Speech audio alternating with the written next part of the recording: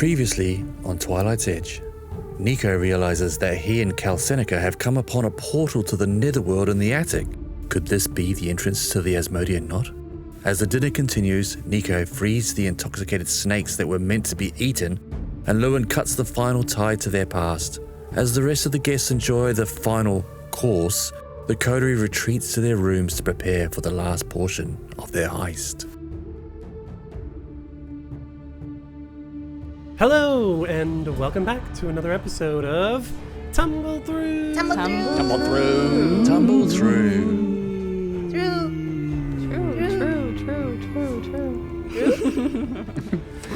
I am your GM and host, Griffith Bernal. My pronouns are he, him. And yes, we've completed, I think, 2/3 of season 2. So congratulations, everyone. Goodness. We're alive?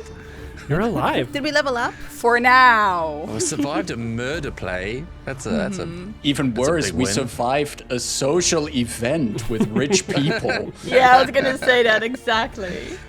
people, my nemesis. Let's go around and hear from everyone. And after you introduce yourselves, like usual, I'd like to know, what was your most recent experience in the theater? Hi, my name is Aida. My pronouns are she and her. If my throat sounds a little scraggly, I decided to just go deep and sexy, or I had a cold recently. I play Sombra, whose pronouns are she and they. Sombra is a bright Kyle monk. Jeez, I think the last time I stepped foot in a theater was an art gallery space where my sister-in-law hosted a drag show before the place was going to be closed and condemned by the municipality, and decided to make a wedding out of it in drag. Oh my god. Nice. That's pretty cool. That's pretty cool. That's pretty cool. A Dutch wedding drag show, or a Dutch drag wedding. I love it. Hi, I am Anna. I use they, it pronouns, and I play Lowen, who uses he, they pronouns, who is a Hellspawn Nephilim wizard. And just like Ida, my voice is also a bit weird today. As for theater, I went last year, for the first time in a very long time, I went to a dance show of a dance school I was part of for a year. I tend to bop around and try things and then abandon them. But it was contemporary dance, and these people, this group, actually were, I think, second place on Holland's Got Talent as well. They're really good, and they did I think like an hour-long show called Aandacht, which means attention. And it was very much also like about like getting attention and wanting attention span and like social media. And it was all done through dance. It was really cool. It was I really enjoyed that. Nice. Kia ora, hi, I'm Evan. I play Nico, our leaf druid, and both our pronouns are he, him. And I think it was also last year when me and the family went to watch Panto at the local theatre around Christmas time. And I think it was Jack and the Beanstalk. That was fun. Because I know your kids are different ages. Is Panto, is that, for your older one, is it too young for them? No, because a lot of the Panto is kind of like adult humored anyway. There's sort of like a lot of innuendo, and they should be chuckling away at that as well. Okay. So yeah, I think it covers quite a range. The only Panto I've ever seen is on Drag Race UK, so I have nothing to compare it to. Yeah, I mean it's a lot of tongue-in-cheek kind of humor, very kind of like British old school humor. Howdy, my name's Marcus, pronouns are he, him, and I play Zakoon, also pronouns he, him, the Grave Orc Oracle. And my last time in the theater was about 1.5 months ago to see Hadestown in Amsterdam. And that show was fucking amazing. The Dutch cast, which is like not just Dutch, but also there's a few of the British actors also in there. Really cool show. I had never seen Hadestown before. I had only just listened 1 million times to the soundtrack. But the show was amazing. We had great seats. The cast was great. Everything was perfect about it. I would love to see it again. Amazing show. Hi, I'm Pat, he, they, she. I play Flint, the ruffian rogue kobold, he, him. And the last time I went to theatre was actually an outdoor showing of Mary Shelley's Frankenstein, which was a lot of fun. It was really nice. Okay. I was so drunk. Nah. So you were one of the Fair audience enough. members at the dress rehearsal. I brought a donkey in. And Yeah, exactly. There's always one. Yeah. That's how Mary Shelley intended the story to be told. It's so funny. I asked the question and then I was like, oh shit, when was the last time I was in the theater? When was that indeed? Yeah. True to my Glee roots, I think every time I've been in the theater over the last few years is for a musical. So coincidentally, the last time I was in the theater was last year for Dragon Meet when I saw Hadestown in London. Nice. So yeah, Marcus, I know what you mean. I cried from start to finish because we sing the song all over again. It's such a great show. I just love that story. But the time before that, I was also in a musical. I was watching a musical in Hamburg, Tanz der Vampire, Oh, that's a classic. Dance of the Vampires, which is Wow. my favorite German musical. I think it's also the only German musical I know. So that's why it's my favorite. Hamburg is also like the city of musicals in Germany. Like there's a lot of shows that are put on in Hamburg. Yep. They were one of the few cities where I think Starlight Express was ever done. But I'm sorry to disappoint you. Or maybe you're excited. It disappoints me. Starlight Express runs all over Germany. what? Yeah. No. I see posters nonstop year round for that No, show. this cannot be. Please, can we go play a game? I need to forget about this. Yes, This is Everyone else is like, huh? But the musical nerds are in there are like, no, If not anyone- Starlight Express. If anyone listens to this episode and is willing to defend Starlight Express, slide into my DMs. I want to hear your arguments. the Germans love it, Marcus. I don't. I mean, you're. Yeah, but No. anyway. Luckily, the theater is behind us. Oh, phew. Thank The God. acting, the egos, the nobility, that is all behind us as the door shuts and the sounds of the final chorus fade away and you are left alone in the mayoral suite. Before we really dive into things, I want to thank you all for being such good sports in this adventure. It is truly a hook that has never been hooked before. I've never. Have you ever come into an adventure with such a hook as this? I have not. Nope. First time. Yeah. Not one as appealing as this, and logical, and totally sense-making as this. I mean, yes, it is a bit convoluted, but again, I wanted to thank you all, not only for being willing and able and excited to do so, but just also for committing and doing a fantastic job. So I'd like to give all of you a Twilight token. They stack, right? They stack. They stack, yes. And I'm changing the Rich. rule. They stack separately from hero points so that you will not get into... If we ever cap out on hero points, which means 3 hero points, we still have the Twilight token. So the thing is, if you have 2 Twilight tokens now, at the beginning of this session, you would have a hero point and 2 Twilight tokens. And then if we kept the rule the same, you wouldn't be able to get a second hero point in the second episode of today.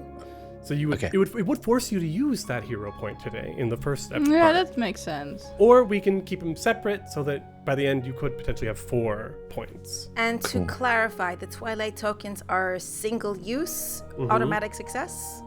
Single use, they roll up to the next success. Okay. Which is the Twilight token rule has changed so much in this season. So next season we're leaving it as is for now, but next season we can readjust. And reevaluate. Reimagine it. Could I just say also include yourself in the big thank you because Yes, you yes. brought that theater to life. I've never Exactly. been a theater kid, and Yeah. yeah, That was a carry. that was a Yeah, with carry. all those NPCs. I know.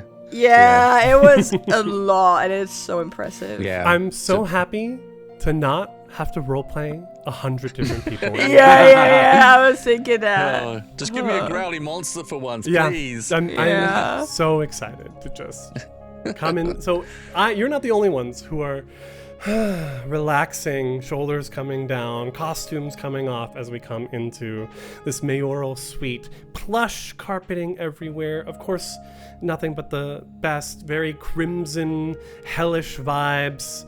maybe a little uncomfortable for some of you, but maybe some of you are like, I don't care. This couch is just so comfy and I want to sink into it forever. There's also a few, not all of the snakes were saved, but a few were carried up in armfuls up here.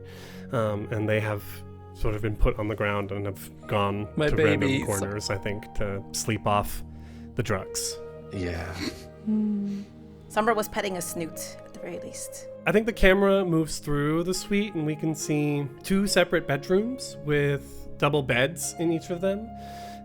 So someone might have to sleep on the couch if you were planning on sleeping here tonight. But then it moves forward once more into the baths. Now the bath is not enormous, but there are 3 places where people can post up, maybe take turns, rotation. The first thing you see in there is a deep tub, big enough for 2 to 3 people, but one person could lay in there and just completely stretch out, maybe their fingertips touching the sides of this tub. Wow. Then there is a massive vanity, some marble countertops with plush like stools to sit on as you're doing your skincare, brushing your hair or whatnot, with a big mirror as well. And then the third being something I doubt any of you have ever seen before. A shower. Oh. Not just any shower. You mean a bucket with holes in the bottom? No. There's like this frosted glass, and as the camera comes around, you can see it's sort of covered off for like privacy, decency, air quotes. This is Cheliax. And there is a big silver spout with many, many little holes in there. And if you touch like a panel on the side where there's this hot water rains down. Oh my gosh. Nico's going to be in that. Why is the rain hot? Lowen's also inspecting it, confused and interested. I think Lowen's mostly gone to, I guess, sit somewhere. His mind's mostly like on the heist part now. I think they're trying to distract himself from whatever just happened. So they're mostly there and then maybe waiting for people to finish their baths so they can go. But they're like on the floor kind of somewhere, just going over like stuff that they've written and such. Lowen, are you waiting to use the bath alone? Would that work time-wise or not? It's up to you all. You could take 6 hours and each spend an hour in the bath and get the long rest. 5 hours. Fugo doesn't need a whole hour to themselves. It takes an hour to take a bath? In order to gain a long rest. But 3 of us can go in at a time, you said. Mm-hmm. So 2 hours. Does a shower have the long rest properties? Just spending time. I imagine if 3 people went in there, they might like do some rotating just to enjoy all the amenities. It makes me think about sauna culture. Mm-hmm. At least for me, it was quite an experience, like going to the bathhouse for the first time and like being naked in front of a whole bunch of strangers.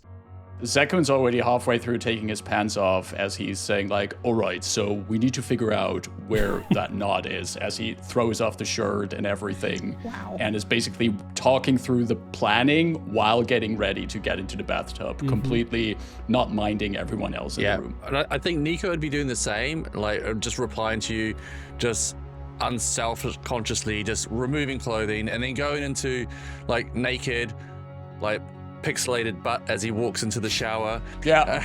Wow, okay. Pixelated.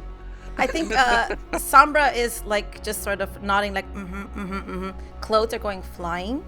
There will be like the appropriate like steam cloud strategically placed. Yeah. That's the thing. Oh, But I will also say that assuming there's lots of towels here, Sombra has just like draped the towel over her shoulders and arms. Yeah, that's a good look. Does the shower give the same long rest effect? Is my question. Just being in the bathroom for an Taking hour. it in the bath.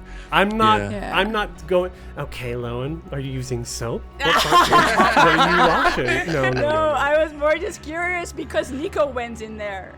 Yeah. I think the question we'd like to just address, or I'm curious, is like which three are bathing?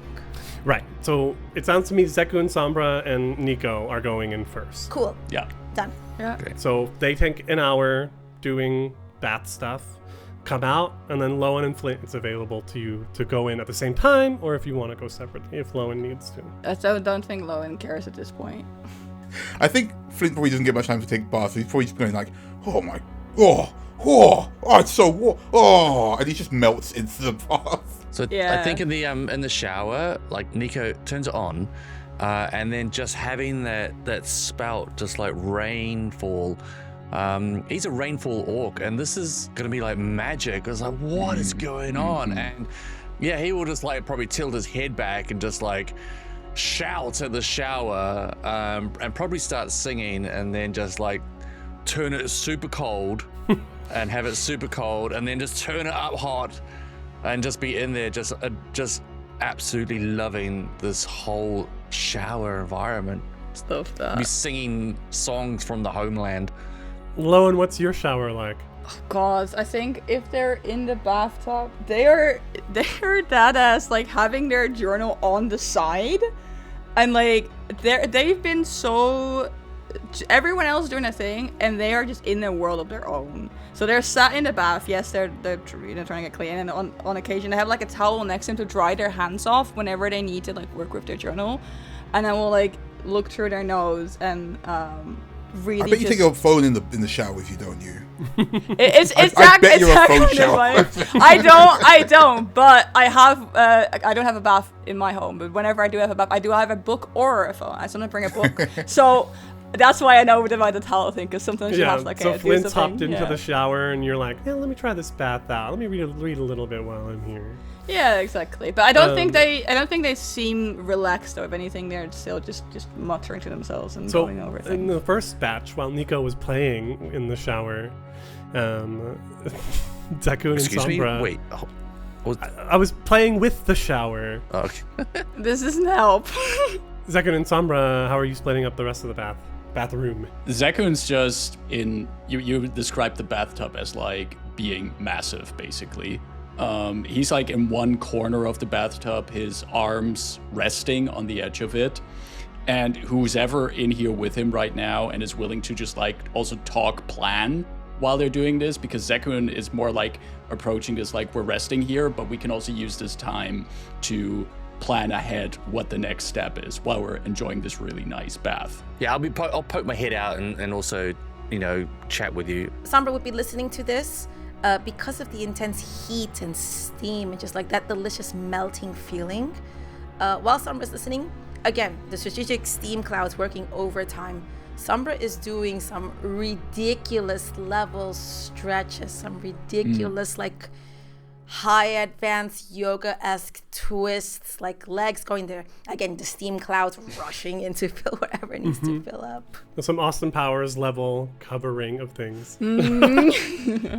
Nico, you mentioned that door in the attic, or mirror door, whatever it was. Yeah, that. It's got to be it. It's got to be the entrance to the knot. I'm sure of it. There's a lot of question marks about it because it was a door that was ajar. It was a secret door that was ajar in order for us to get in there. And I overheard the conversation with Shamadi and Krazel talking about someone who was working for Shamadi, I think, or was working as part of the household staff, but had been disappeared, was not around, hadn't been seen for some time. And Krazel seemed a bit, I don't know, just nervous? I don't know, might have been nervousness about this whole thing? Setup. That is the setup. Do you think they were making up that conversation for us to hear, or not? I don't know, maybe, Krazel didn't seem like it was, they seemed not happy with the situation. Only one person has to be happy with the situation. By the way, is there a mirror in there, Nico? The doorway looked like a mirror. It was sort of like metallic. I mean, in the shower with you right now. Oh yeah. There's a mirror. Is that an entrance to another dimension, to another plane? No. I mean, I did a check on it, like okay. And it came back not natural, basically. I just realized I'm gonna have to make everyone's voices all like echoey. Oh With, god. like, In the bathroom? the sound of like rain. Yeah. Actually, I was going to ask, can I hear this conversation from the bathtub? Is it close enough that we can all talk together? So technically, you and Lowen are in the bathroom after these three. Oh wait, that's really inconvenient because I have to do my spell prep after. Oh well. Well, then we take a third hour afterwards. Okay. You could do it while they're in the bath. No, because I have to get a long rest first and then... Everyone has to do their daily preparations. Yeah. Anyway, Right. Flint also has to do daily preparations. Yeah. That doesn't really mean anything for a rogue.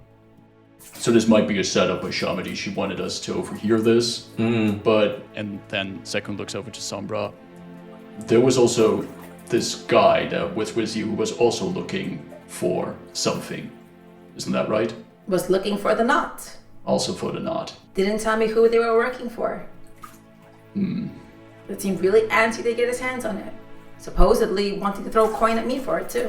What would this Shamadi person get out of it by setting us up? She was working with a bastard.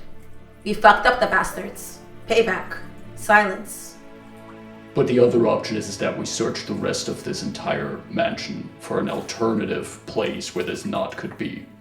And I'm thinking that if they're onto us, if indeed the Shamadi is working with the bastards and the bastards might have told her something, I don't think we have the time to just search the rest of the mansion. Do you think we could persuade Krazel to tell us if she was not happy working or looked uncomfortable with Shamadi, as anyone would really, to be fair? Do you think we could get information out of her, or is it too close to breaking everything if we do? That sounds like a death sentence for anyone who admits that. I think that as much as there's a chance that we might be set up here by Shamadi or someone else, whatever Nico saw is like the closest we have to a hint or clue right now. We should at least check it out and see if what's beyond that darkness. At the same time, surviving that and overpassing it, trap or not, will fuck up their plans in return. Did it before? Yep, we survived that murder play. I think we can survive some shadowy place in an attic. Especially after this amazing bath here. Oh, this is so good. I mean, it wasn't like that murder play was exactly easy, but... And you hear bones crack. After this, I could take on anything. That was your shoulder, wasn't it, Sombra? Oh, what a delightful sound. No, this was my shoulder, and louder pop echoes. Oh, and Zekun just roars with laughter. I mean, I don't want to diminish this long rest for the spellcasters who will get their resources back, but for Sombra, this long rest was especially important. I had a ongoing... Drain? I had the drained condition. Wow, forgot about that. Oh yeah, of course. Yeah. My drain value goes down by 1 for a full night rest, so I was a drain 2. Ah! So Sombra Ooh. has back a little bit more health than before. Could I take a second shower with the rest of them, actually? This is limited. You can also only benefit from this within That's right. one 24-hour block or something. I don't know. I don't You can write this only adventure. benefit from this once for narrative meta plot reasons. Fair. Perfect. Perfect. I have reduced my drain condition to 1. I'm using this time also to refocus, and thus my curse bound is... Everything with the long rest comes. Okay, Perfect. cool. I'll do that. Lo and Flint, do you discuss anything while you're trading off, taking showers and baths? I'll let Lowen do what Lowen's doing. Flint, because Flint is definitely in that bath, up to his nose. I think Lowen's more just doing that, like not really including Flint in anything that they're doing. So, in the third hour in the suite, we find the crew sort of getting dressed again, checking their backpacks, and preparing for what's to come. Some of you are maybe even preparing new spells. But what I specifically want to call out with this is that while within the Asmodean Knot, you will not have access to the party stash. Oh, glad you mentioned that. So, Okay. anything you want out of there, take it Oh, now. let's Let me have check a the list. look. Anything you want but don't want to carry, you can put in Sombra's. Well, you can ask Sombra if you can put it in the spacious Let's take pouch. like You can all the healing absolutely potions. So, party, can I just drag the things into Sombra's inventory and thus into the spacious bag? I think that might be the easiest way to set this up, unless there's specific items people want on them. I would argue that the Scroll of Cleanse Affliction and the Scroll of Restoration, I think only Nico and Zekun are the only ones that are able to use those. maybe Nico takes one of them, Zekun takes the other of them. Okay. So we have them on us. Can I argue that my mind, the moment Krinfu said you don't have access to the party stash, went, oh, why are we being split up? And then that was but I'm thinking, is it smart to have all the stuff with one person, or should we try and distribute some stuff? I don't want to meta it too much. No, but like I'm feeling more like it's more that it symbolizes like we're in a place where we just don't have access. I get. Wouldn't make sense. I was trying to get like to my thought process, and I think that honestly, for Lowen, I think he's definitely someone who is like, let's not put all stuff on one person. But I'm also looking at it and see there's not like, for example, healing potions. There's only one, so there's not that much. But yeah, we can see. Yeah, but bulk is a thing in this game. That's also a thing, yeah. True. Okay, so for the moment, Sombra will put consumables into her species pouch. Yep. I think the most important thing we haven't talked about yet is who is taking Nico's food card with them from the party. Yeah. Not a consumable. Yeah. We'll have to leave it? Oh, no. Oh. But then the mayor will, or whoever will see like, oh, there's a food cart here, or a bigger stash of things. That means they have it left in the night. They might come back for this. Yes. And abandon it. There's just a food cart sitting in the suite. Just add a little note on it. Be right back. Getting some cabbages. The +1 staff. I'm actually thinking I might take that along as well. It can't be reflavored to a metal pipe again, can it? No, it is a golden quarter staff. Yes. Yeah, no. Like, what do you have for a weapon, Lauren? So normally a wizard starting equipment comes with a staff, but I didn't like that for Lowen, so I changed it to a metal pipe, just a random piece of metal that he found. Yeah. But Lowen uses a dagger primarily. Yeah, he uses a dagger mostly. Yeah, I think it makes mechanically sense if Flint takes the only other one would be Sombra, because it also counts as a monk weapon, but Sombra has fists, so and doesn't have weaponry feet. She has guns. Yeah. You better not steal our cash. We come back, all your money's gone. I'm going to be so mad. No. It's just because the party stash has existed in this sort of quantum space where the first season was very easy to use. But we're going into the knots, and that is its own extra dimensional space. And now that you have an extra dimensional bag, I think it's important that we fall back on the bulk rules. Yeah. That means if we don't come back to this room, we don't take the money we've earned? No. The party stash exists platonically. It's untouchable. Okay. It is not in this room. It is a quantum party stash. The quantum stash. Yeah, Yes. it's an entangled stash. We have also finished our quantum baths. Yes. I'm just gonna. Can I quickly just talk about Fugo as their abilities for the upcoming? I'm not going to change it. They didn't have speech, so they're going to go with manual dexterity, item delivery, independent, grasping tendrils. Okay. And cantrip connection, and plus their bonus fungus ability. Can I, with my daily preparations, put one of my poultice preparations in there? They got their little pouch that Marble made. Mm-hmm. Can have one of the poultices of my alchemical items in that, so they can deliver it. Okay. Is that okay? Yeah, it's a part of your daily preparations. Yes. Okay. That's that then. That's in there. But Fugu still can't speak. Fugu can't speak. Oh, no. Fugo lives in a constant state of terrifying loss. Fugo shakes their head, puts their hands up, puts their hands on their heart. Yeah, it's fine. Little vine heart. Mm-hmm. Little vine heart. Oh. Okay, cool. So, 3 hours have passed. Let me double check the clock. That was like midnight when we left the party. So it is officially 3 a.m. Wow. The dead of night. This is the dead of Witching night, hour. right? Yes. And piles of naked bodies of rich people on the floor below us. Oh, no. Oh, Yes, the looting. Imagine the looting. When you come out, you do have to kind of walk past that balcony that looks down. The party has wound its way to an end. You can see the aftermath The mayor, there's probably like a tablecloth spread across his lap as he's like laying somewhere, otherwise naked, just like with an empty bottle of wine in his hand, tongue lolling out. Marble and Calcenica are cuddled up in a corner somewhere. Oh. Maybe not, you can't just assume they, but No. I don't know. And I think after a while it's like, I don't really want to, do you want to keep looking for everyone, or would you rather just pretend you didn't see any of that? The important thing is, are most of them like asleep that we can like easily scuttle by on our way to? Yes, exactly. Sombra looks. Who are you looking for? Golden shiny boy.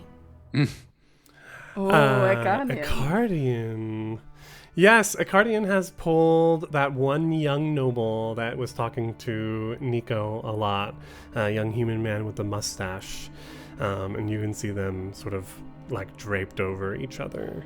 Interesting. And one more I'd like to ask about. Okay. The husband to the throne. Oh. Adaris never came to the party. No. That's No. right. Pardon me. Is Velen still here? Velen If you are looking, you do not see Velen Thrune. Okay. Okay. Noted. Naked, we're all the same. Mm-hmm. It's true. I will say, not to go off topic a little bit, but Well, actually, no, I'm way better. I'm way hotter. going to the bathhouses and seeing people in their like natural state, you kind of take the measure of a person and you know them in a way that you didn't before. It's not meant to be objectifying. It's just like, oh, so that's who you are under all that, which maybe you all just sort of experienced. That's what they are. Soft, untested. I'm not going to a bathhouse at Dragon Meat, mate, if that's what you're saying. That's No, I think Lowen doesn't look, but for them, like, stuff like that is complicated anyway. They're on a mission and they're not looking down, and especially because there's people there that they know. Some of them they have seen naked, but some of them they don't want to see naked. So Nico would look, it's all natural. He'd be like, huh. Yeah. Zach is also totally fine with all of that, but he's just like Lowen on a mission right now. We need to get somewhere. Mission is on. Otherwise, the house is quiet, and while you do maybe see like a guard sort of walking through downstairs, taking a look around, you're pretty easily able to duck into a side room, get to the gallery where the stairs that go up to the attic are. Yeah, it's this way, and there's stairs, and then hopefully that door should still be open. I think you shut it. Oh, did I? But you No, know he how left to a little thing. Oh, that's right, yeah. So when we come up, it is very dark in that corner, but everyone has dark vision. Sombra can turn on her Kyle brightness. Fugo's the only one, I forget. Fugo's the only one who doesn't have dark vision. But regardless, Sombra begins to glow with candlelight. So all the freckles across her face, shoulders, collarbones, where just exposed skin particularly, let off this very gentle candlelight, depth light. Oh, I like your freckles, Sombra. it's nice. Thanks, they're handy. Nico goes over to the corner and opens the secret door. And inside you see this bare room. Bare, except for a pair of double doors made of a flat gray metal. Now that you can see the color with the light, before, Nico, you just saw it in shades of gray. But it is truly a gray metal that is reflective. It is mirroring your forms, but blurrily, especially with the light sort of shining from your direction. It's hard to make out your silhouettes. And not long after you begin looking at this, you can see vague shadows and smears sort of surfacing from underneath the metal. Quick, everyone, in. I'm going to close this door as well. I'm going to close it behind us. No one's behind us? No. All right, Sombra goes in. Everybody moving in. Yeah. We Close the just door. for my mental image, these metal doors that are in front of it, they're still closed right now. They're like as if there's like a double door over whatever kind of shadowiness is behind that. No, the shadowiness is coming from within the metal of the door. Oh. And surfacing, almost like there's a liquid underneath. Like or, liquid Right. mercury. yes. Yeah. So it's not shapes you can discern? Is it just like shadows moving And across smears. Yeah. it? Smears, okay. What do you think? That's not natural. Zekun is carefully approaching the metal. In tandem to you, can I prepare or be behind you? Because Lowen has to spell magic. So he wants to let Zekun do what he does, but he wants to stand behind just in case. It's good that Lowen has Zekun magic, but Zekun has curiosity. And Zekun's going to step closer to this. Krifu, this is a bit of a lore question I have for you. Play the noise. As an oracle with the curse of outpouring life, I'd say that Zekun kind of regularly deals both with vitality and void energies. As Zekun very gently, carefully touches these metal panes with the shadows moving in it, is there any kind of special sensation as that happens? Anything Yes. that Everyone happens? sees Zekun disappear. Oh! There we go. Well, Okay. can I do an Arcana check on this or something?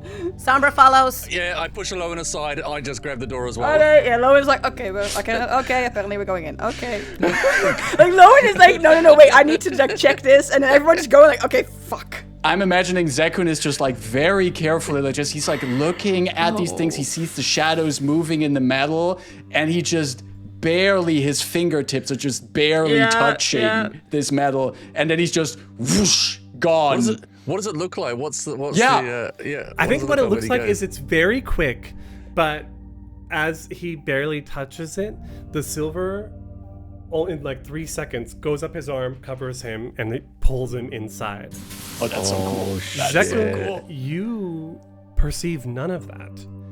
As you touch it, you just feel yourself move forward, and there is you blink your eyes a couple times because it's quite bright in this new place where you are, and very quickly the rest of the party follows behind you. As you step through, you turn around and you see that there is a pair of dull metal doors behind you, just very plain looking doors. But ahead of you, you see a long hall where the floor and ceiling and walls are paneled in gray wood.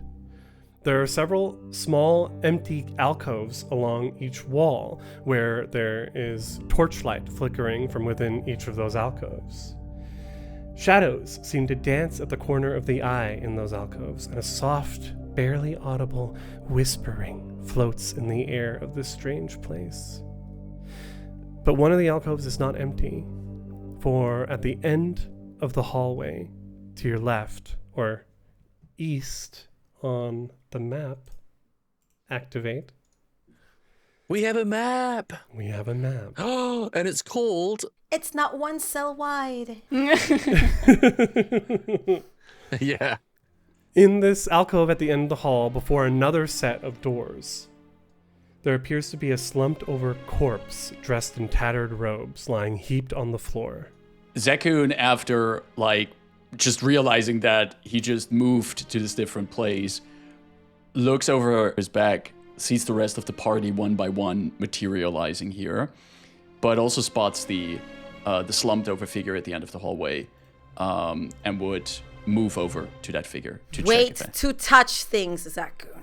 Yes, there's someone who please. might need help.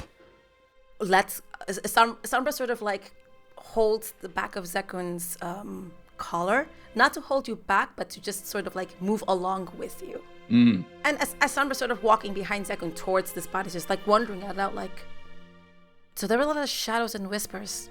I don't know if I associate that entirely with Asmodean stuff. Yeah, I wonder, did I hear any of that? Did it sound like Shadow Tongue? It's so hard. You can't. It sounds like a language you speak, but the words are different. It's the melody sounds familiar. Oh, interesting. I think. But it's not just you that feels that way. Yeah. Oh, okay. That's even. Everyone feels that way. Nico, What? Zekun Yeah. could be. Are they speaking Orcish? It sounds familiar, but No, that's not orcish. What is the environment that we're in? Is it stone? It's paneled in gray wood. The floor, Paneled in grey wood. ceiling, and walls. Wow. Okay. Can I look Can around? I make a perception check? So Zekun wanted to approach the corpse. Oh, yep. Yeah, and So him and Sombra is Sombra like move holding over on to there. the collar to slow him down a bit. Very And, quickly, the two of you feel free to walk over there. Very quickly, you see this person is dead. It's unmistakable. It is a elven male figure. Pale skin, pointed ears, long white hair. You can see it's slumped over, but you can see that where his nails once grew, there are scabs on his fingertips, and his frame is emaciated. I wave over Nico, and as I do, I was like, you said that Shamide and Croziel were talking about someone else? Yeah, it was a house servant, I think. Loot the pockets, check the pockets. So you're gonna touch it. Yep.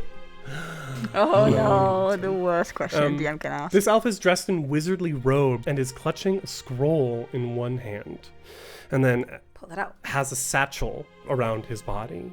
Grab that too. The satchel is very good quality.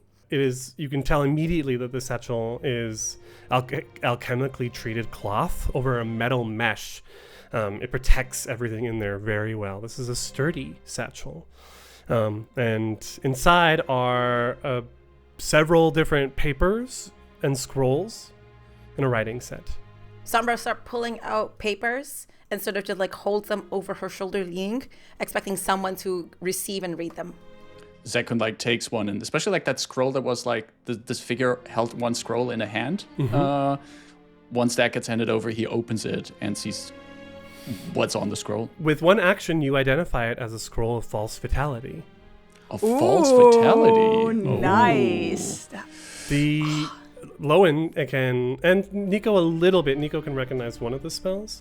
Really cool. I realized recently that wands and scrolls can be identified with one action if it's on your spell list. Yep. So I've stopped Oh. obscuring those when I know it's on the Amazing. Divine Thank Primal you. or Arcane spell list. I think Flint does go, what is that? Because they don't know what false fatality is. Well, Neither does Nico. Sombra is handing out papers like over her shoulder, just like liberally. Like, you read this, Yeah. So you read pulling that. these all out of the satchel, which is Right. a very good satchel, and you will want to take the satchel with. Sombra is holding onto this sturdy satchel. There are several spell scrolls. Enfeeble, False Fatality, Snowball, Summon Undead, rank 2, and Vampiric Feast, rank 3. Oh my Oh, gosh. Pyrrhic Feast is in there. Have fun. The last piece of... Just watching Zekun go, it's like, I don't know what any of this means. It sounds great. This was Marcus going for that. The last piece of paper, Sombra, as you pull it out, you even might... it is the last piece of paper, besides like Sure. a writing set. You kind of stop it and look at it, because it's much different than the others. The others were very clearly spell scrolls. This one seems to be a page torn from some book on a devilish religion, perhaps. Maybe history. It's really hard to read this. You do speak diabolic, so She does. it makes it easier, but this is like next level academia shit. And so reading it, your eyes are kind of blurring over. Okay. Having picked this person clean, Sombra looks at the spellcaster sort of geeking out in their moment and sort of just walks up to Lowen's like, together, help me read this. yes. And then she continues the conversation in diabolic. Yeah, Lowen will help read and try and decipher whatever this is. One thing you both notice is that in the margins in common, in a shaky script, is written something like extra. Possible passwords: Venderbaxis, Vlenderaxits, Vien Curvandis, or Vlader Vadis. Hope one of them works to open the vault. I feel like upon reading that, Lowen does mutter like, well, looks like it didn't work. But there's more on this parchment. You're just not... You need 10 minutes to sit down and try and identify this parchment. I'll take 10 minutes if we have it. What did this person die of? Good question. I'm going to give this satchel to Sombra for now. Cool. While Lowen is sitting down to do that check, I would like to check what that person died of. Please roll a medicine check. All right. Let me get you a medicine check. That is a grand total of 25. It was 25. teetering. One thing I forgot to mention, there are 2 other used magic scrolls laying on the ground around this person. They're just blank, though. There's a suspicious amount of spell scrolls here. There are a lot of them. This person died of multiple stab wounds. Ooh. Zeku moves around like the body, like lifting arms, and looks at all these entry points for the stab wounds.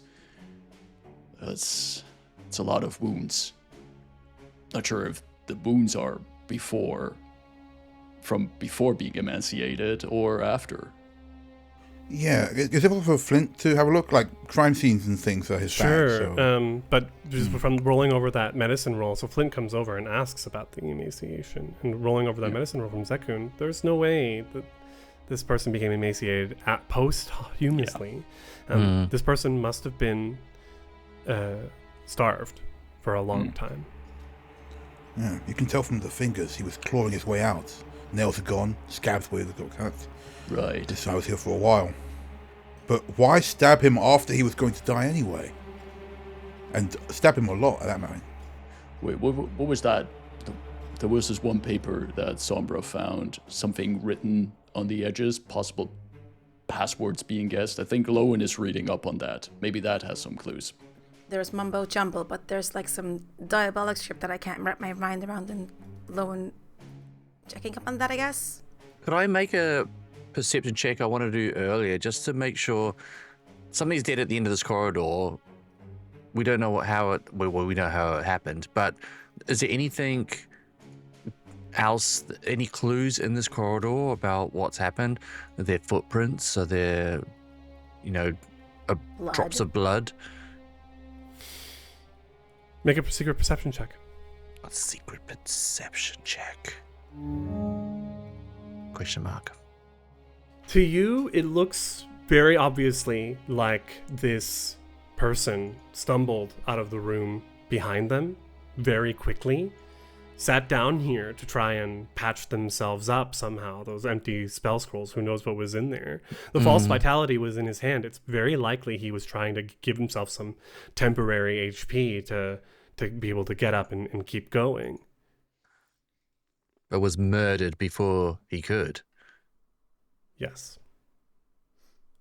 So there's a murderer loose in here with us. Yes. Okay. And that's where we'll end our episode this week. Yeah. The moment you said he was stabbed, I'm like, okay, but where's the stabber? I'm just imagining if this was a show, everyone just looks up at the camera at the end, just like separately. Where's the murderer? Directed by Dick Wolf. And, Perfect. Tumble Through presents Twilight's Edge, a Pathfinder 2e actual play of the Council of Thieves adventure path, converted from Pathfinder 1e. Tumble Through uses trademarks and or copyrights owned by Paizo Inc., used under Paizo's fan content policy. Paizo.com/licenses/fan content. Tumble Through is not published, endorsed, or specifically approved by Paizo. For more information about Paizo Inc. and Paizo products, visit paizo.com.